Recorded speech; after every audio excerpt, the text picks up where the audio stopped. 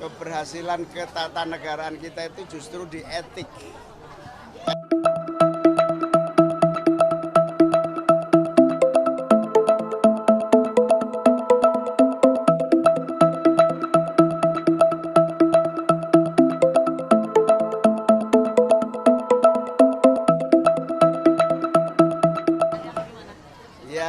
Ya susah ya untuk bisa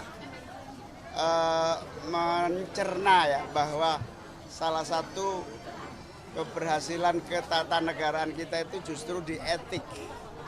Etik itu posisinya sama dengan hukum. Karena apa? Karena etika penyelenggaraan negara dan hukum penyelenggaraan negara itu sejajar sehingga semuanya berjalan lebih objektif. Karena itu jangan meremehkan etika.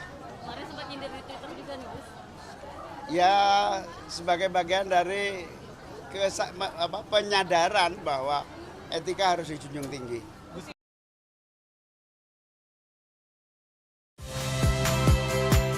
Saya Niluh Puspa. Saksikan program-program Kompas TV melalui siaran digital, pay TV, dan media streaming lainnya.